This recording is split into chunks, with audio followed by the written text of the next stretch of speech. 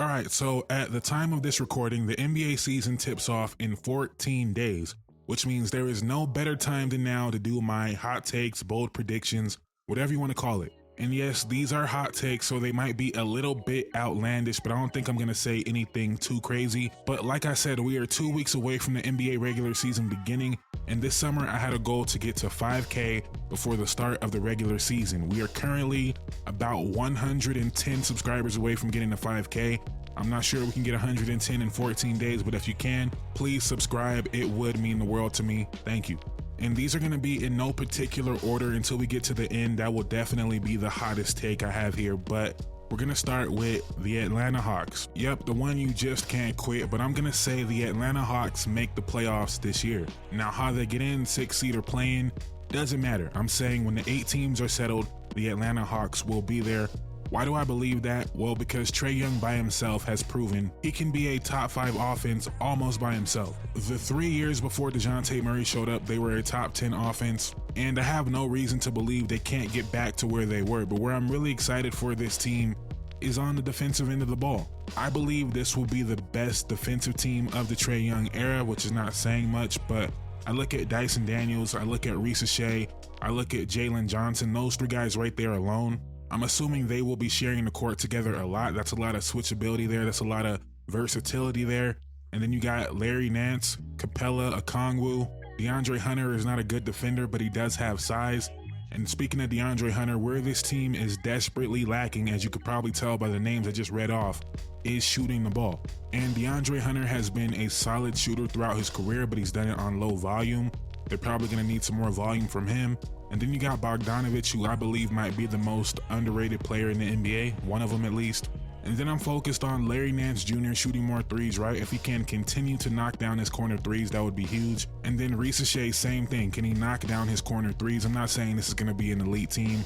I just think the defense will be good, and Trae Young can keep them afloat on offense. And it would not surprise me if Capella or Okongwu got moved for another shooter. I know Okongwu was hurt right now, but if he's finally ready to take that starting center spot, you still have Larry Nance's backup, and Capella might be able to fetch you someone pretty decent. Preferably a wing shooter. I'm not sure how that's going to happen, right? I'm thinking like Norman Powell, Duncan Robinson. Just throwing out a couple names that make around the same as Clint Capella. Not saying those would be smart deals for either team, but I do feel like their one weakness is shooting, so hopefully they can address that.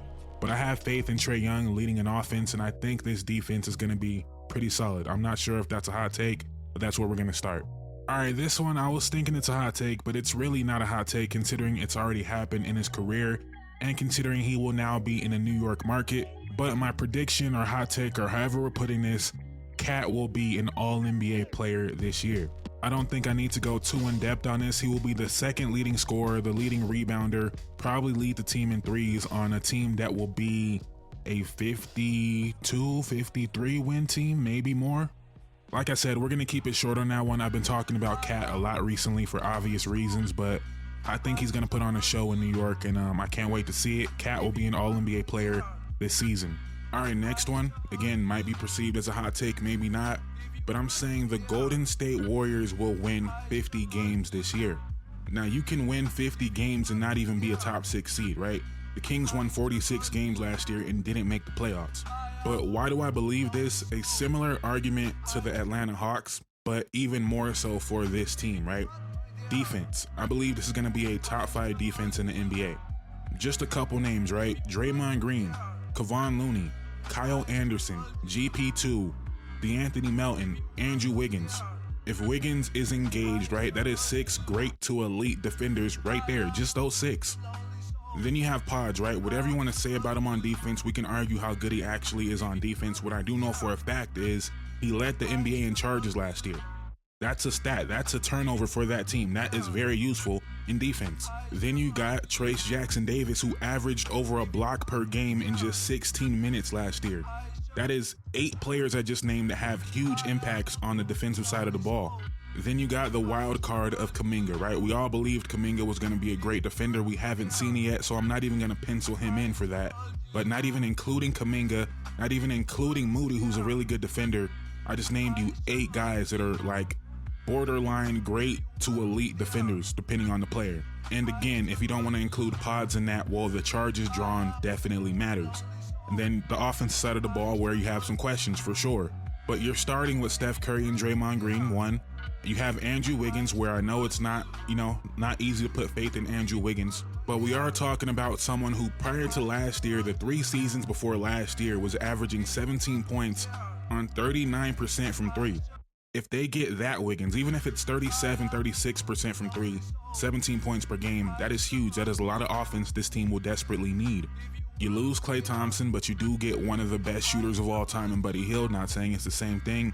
Buddy will probably play limited minutes, but he's going to have an impact on the team when he gets in the game. He's going to chuck it. But the real reason to believe in this offense outside of Steph Curry is the development of Jonathan Kuminga, which I feel like is pretty much guaranteed at this point. It's not guaranteed that he's going to be like a superstar, even an all-star level player, but he's already shown you he can get you 20 points per game on great efficiency pretty easily. Last year, Kuminga only shot 15 shots or more 19 times. I would assume that number is going to be at least in the high 30s, if not more. And in those games, he put up 23.7 points per game, shot 54% from the field, shot 41% from 3. Now that 3 number's definitely going to come down. He also shot 80% from the free throw line in these 19 games. So I think it's pretty fair to say Kuminga's going to average 22 to 24 points per game this year. The only person that could stop that would be Steve Kerr.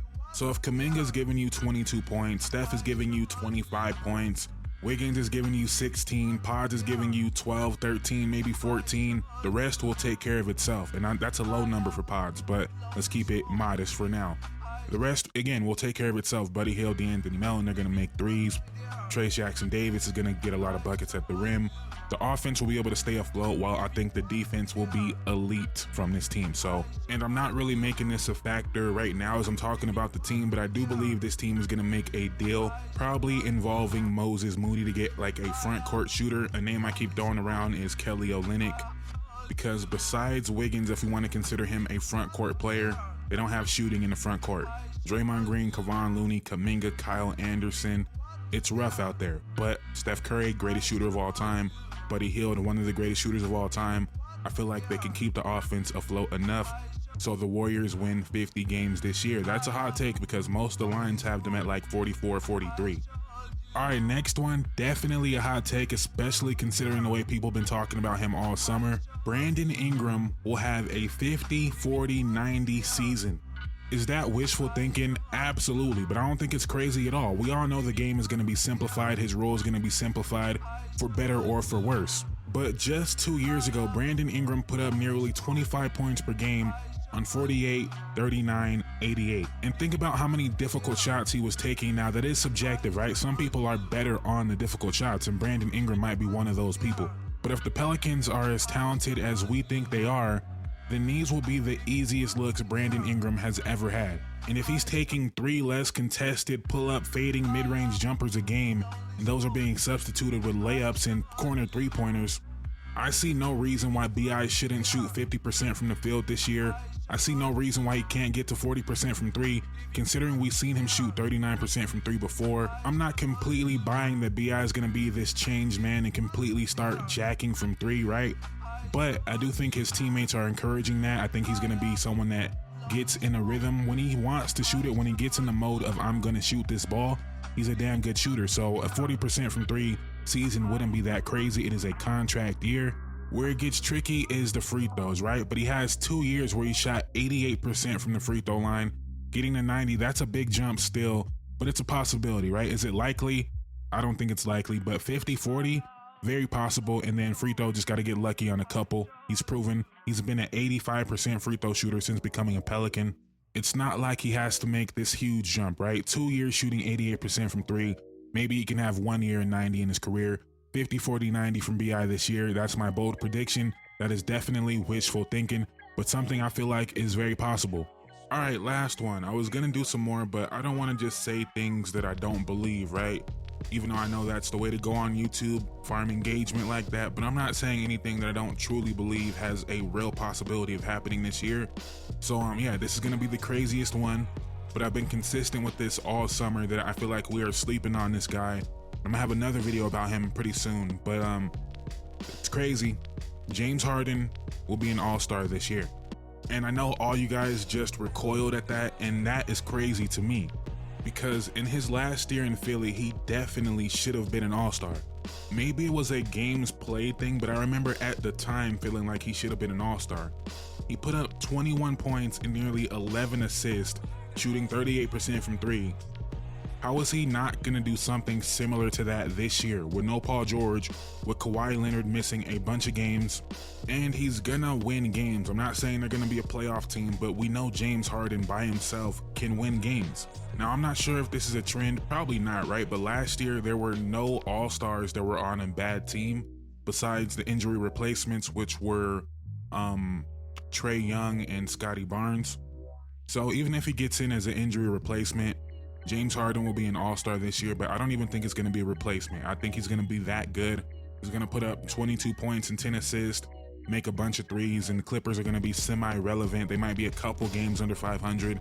And yeah, Kawhi's going to be in and out the lineup. Who else are you going to give the credit to? James Harden has the cachet in the league. He will be an all-star this year.